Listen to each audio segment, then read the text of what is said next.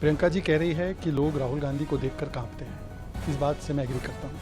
कांग्रेस के लोग बहुत कांपते हैं, इतना कांपने लगे हैं कि राहुल गांधी से उन्होंने विनती की है कि दिल्ली में आप भाषण मत दीजिएगा, वरना हम लोग कांपने लगेंगे और आम आदमी पार्टी जीतने लग जाएगी। इसीलिए राहुल गांधी निकल ही नहीं रहे कैंपेनिंग के लिए। तो उनसे तो लोग कांपते ही हैं, उनके ही पार्टी के लोग कांपते हैं। जहाँ तक सवाल है विचारधारा का, प्रियंका जी ने सही कहा है, उनकी विचारधारा बीजेपी आरएसएस की नहीं है। बीजेपी आरएसएस बोलती है नेशन फर्स्ट, ये बोलती है फैमिली फर्स्ट। बीजेपी आरएसएस बोलती है नो टू डायनेस्टी, ये बोलते हैं yes to dynasty. BJP RSS बोलती है नो टू भ्रष्टाचार, ये बोलते हैं यस टू भ्रष्टाचार। हम बोलते हैं नो टू तुष्टिकरण, संतुष्टिकरण करो, सबका साथ सबका विकास, एक है सेफ है, ये कहते हैं डिवाइड एंड रूल, बांटेंगे काटेंगे तुष्टिकरण करेंगे। तो बीजेपी आरएसएस की विचारधारा आपकी विचारधारा नहीं है, हम ये जानते हैं, पर आपकी संविधान की विचारधारा है। इसीलिए आप 370 के पक्ष में थी, जिसकी वजह से संविधान लागू ना हो पाए जम्मू कश्मीर में। इसीलिए आप लोग मुस्लिम तुष्टिकरण की बात करते करते मुस्लिम आरक्षण की बात करते हैं। इसीलिए आप ओबीसी का आरक्षण छीन के मुसलमानों को देना चाहते हैं। इसीलिए आपने जिस प्रकार से वोट जिहाद की बातें महाराष्ट्र के चुनाव में की थी, ये संविधान तहत है।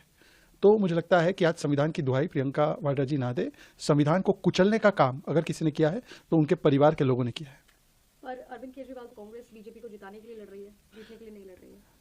देखिए, मैं तो सिर्फ इतना कहूँगा कि दोस्त दोस्त ना रहा, प्यार प्यार ना रहा, जिंदगी मुझे तेरा एतबार ना रहा। आजकल अरविंद केजरीवाल ये गाना गा रहे हैं आम आदमी पार्टी के लिए, और 6 महीने पहले गा रहे थे हम साथ साथ हैं, अब हो गए हम आपके हैं कौन। इनका सिचुएशनशिप चलते रहता है।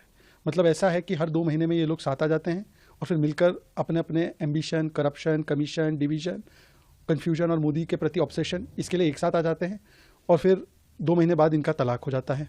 अब फिर से जब चुनाव हार जाएंगे तो 2 महीने बाद फिर से साथ आ जाएंगे। अच्छा, ये जो अरविंद केजरीवाल जी लॉजिक दे रहे हैं कि कांग्रेस पार्टी इसलिए चुनाव लड़ रही है ताकि उनको हरा सके, तो क्या वो बोल रहे हैं कि हरियाणा में जब वो चुनाव लड़े तो कांग्रेस को हराने के लिए लड़े, जब वो गुजरात में चुनाव लड़े तो कांग्रेस को हराने के लिए लड़े? तो मुझे लगता है ये कुतर्कता की सबसे ऊंची डाली पर बैठना अरविंद केजरीवाल का काम हो चुका है। और अगर इतने ही खराब है कांग्रेस वाले तो इंडिया अलायंस में काहे एक साथ बैठे हो? अभी 6 महीने बाद फिर से दोस्ती कर लेंगे और फिर गाली देने लगेंगे। तो ये इनका रोज का चलते रहता है। ये सिचुएशनशिप में है, फ्रेंडशिप विद बेनिफिट है। कभी मूड आता है तो फ्रेंडशिप कर लेते हैं, वरना एक दूसरे को गालियां बकते हैं।